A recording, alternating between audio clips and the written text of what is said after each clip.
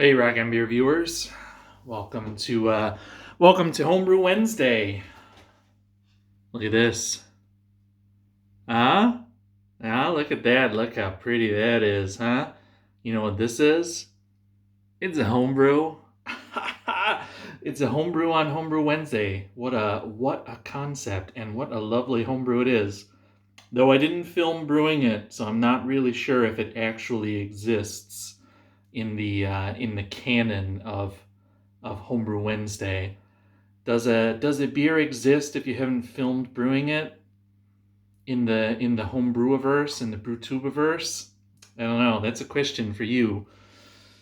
But that is my rye stout. Yes, rye stout. Um, Technically, I actually think I do have a brew day video. It's just for the last time I brewed this beer, because this is a rebrew. One of the few. I don't often rebrew. It's something I'm going to change. I want to do more rebrew. I want to get some house recipes. I think I've talked about this before. I've got a few ideas for some house recipes that I just want to kind of have. Getting sick of just drinking different. That doesn't sound right, but there are some beers that I like just having around, and this is one of them. So what this is, I brewed this last year for my 10th anniversary party. I think that there's both a brew day video of it and a video where my brother flew in from the America to the Denmark and sat here behind this very bar with this berry background, and we talked about it together, and I will link that if I remember to. But that is at another time. This is the new time. This is the now time, and I've rebrewed it, and I've had full disclosure. I've had a few. I've tried it already. So this isn't like my first time, but I am super happy. This is an ultra solid recipe, and I'll try and put the recipe down in the description. Also, again, if I remember, but it's based on a rye stout, rye dry stout recipe from the Mashmaker book. Which is Dawson from Brewing TV, his brewing book. If you're from the OG Brewing TV days, I've got a little bit of a spin on it. I changed it up a little bit, but it's kind of in that basic. And what I think of it as is it's Guinness but rye, and I use malted rye. I think in the recipe book it's flaked rye, because it's supposed to be pretty much replacing flaked barley with flaked rye. And I replaced flaked rye with malted rye. And I got this, which is my Irish stout, if you will. It's also made with American ale yeast. You know what? It's nothing like the one in the book. It's mine. It's my Americanized Irish stout. But it's dark. It's stouty. Oh, it smells so good. Man, it smells better in the glass than it did in the last video when it was all over the floor. So I can say that at least. It still smelled good on the floor, but it smells better in the glass. It's got that nice chocolatey, roasty smell with a little bit of rye spiciness to it.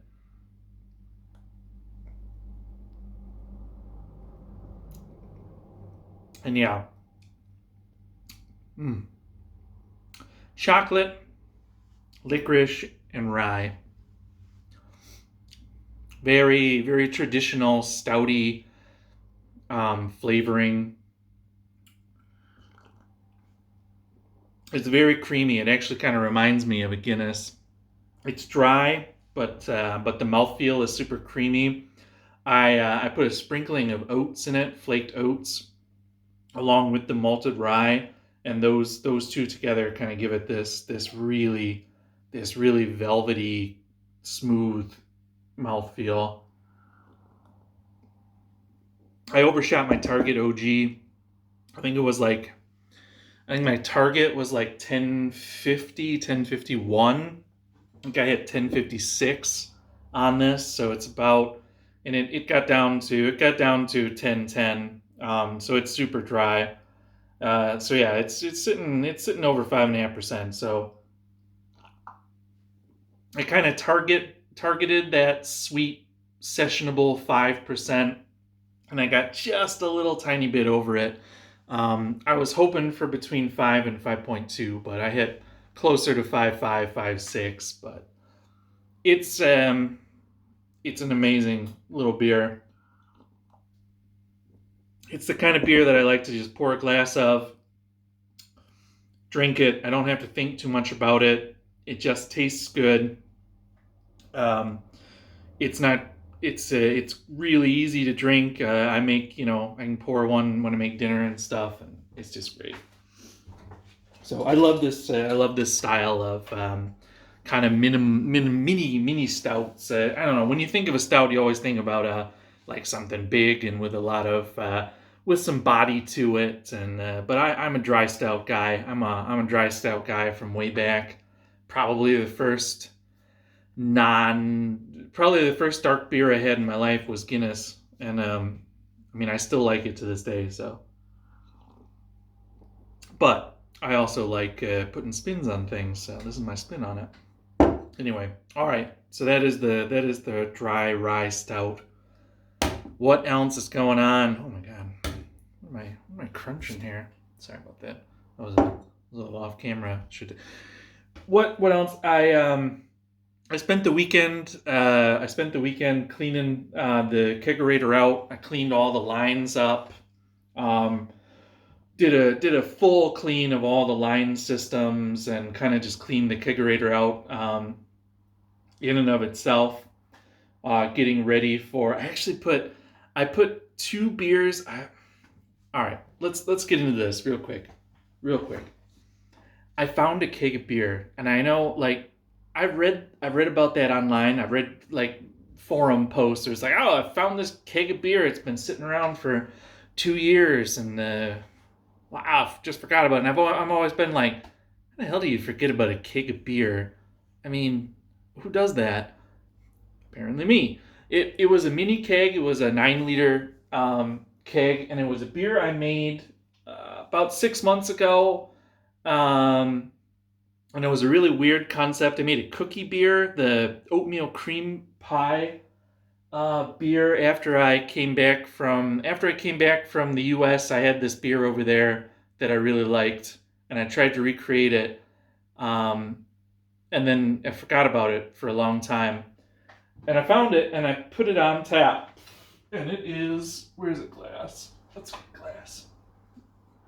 Let me just indulge me for a second here. So it came out looking weird as hell when I poured the first glass, and now it's been about 3-4 days now on tap. I'm hoping maybe it cleared up a little bit, but I'm not sure. Oh yeah, no, it has not.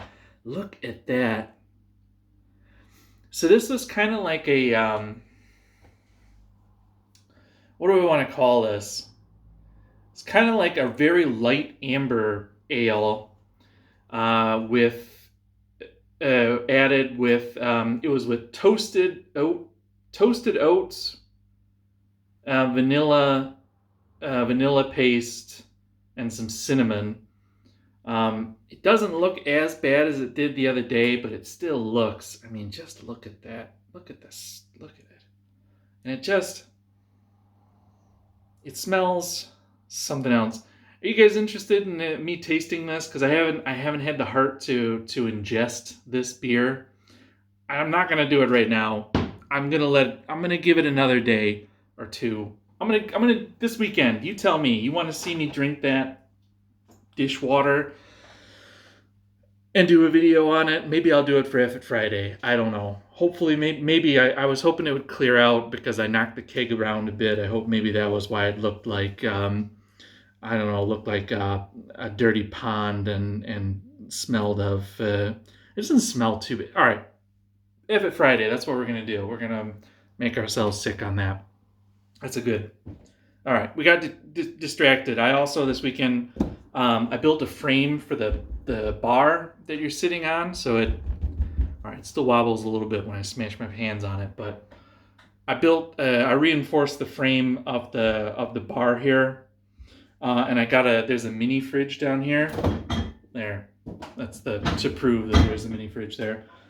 I got that put back in place and kind of seated in a little alcove. Now it sits a little bit nicer. Basically, what I'm doing is my goal for this weekend is I want to finish. So this is the bar here. You can't see how wide my hands are. And then next to me is the keezer. And I also want to put a piece of bar top on top of the keezer so it goes the whole way across. But I wanted to make sure that this was good and solid, so I can line the two, because of course it's going to be cut here on the side, right? So that the keezer lid can come up and down with the piece of bar top on it. And then I want them to sit as flush as possible. So I want this to be as solid as possible so that when I do the conjiggering of the bar top on the keezer, because I have to make some risers to come up, because there's about this much space between the bar top here and the lid of the keezer. So I need to make some risers for that. And then once I get the bar top done across, then I'm going to make a frame along the entire outside along the keezer and clad it in something. I don't know. Maybe I don't know, pallet wood. Maybe my wife suggested that lock, the vinyl lock, the fake wood. We have it in the house on the floors that lock together. If we just bought a pack of that looked nice. That's actually the one we're leaning towards, but I don't know what we're gonna do. So that's my goal this weekend. Not the cladding, but getting the bar top set in and drinking more dry stout. That's what's going on. I kind of want to brew this weekend. I kind of want to make that Philly sour beer, but we'll have to see how some of the other stuff goes. But yeah, guys, happy Homebrew Wednesday. I finally got a homebrew. I didn't go into too much detail, but it's not like a super detailed beer. I'll again try and get the recipe down in the bottom. But yeah, thanks for hanging out for 13 minutes. Oh man, I can't end it on 13 minutes. Can I? Can I vamp for another minute? It's mostly yeast in there. I'm pretty sure of it. It smells yeasty. I think that's the most off-putting part about it. It smells kind of yeasty. How about them? How about them Tigers? They don't ever do very well. How you doing? Come here often? Every Wednesday. Oh, that's nice. It's good to have a regular spot. Yeah. I'm here. I'm here pretty often. I like the rye stout. It's, whenever it's on tap, I try and stop by, support a local place. But I'm from the area. Yep. I'm from the area. Yeah. Oh yeah, no, I haven't. It's funny, I haven't seen you around. It sounds like we have a lot in common. But yeah, all right, I gotta get going. I gotta get inside and do some stuff, which is code for drinking. I gotta do some drinking, and I got TPS reports. You know how it is. All right. Cheers, guys. Bye.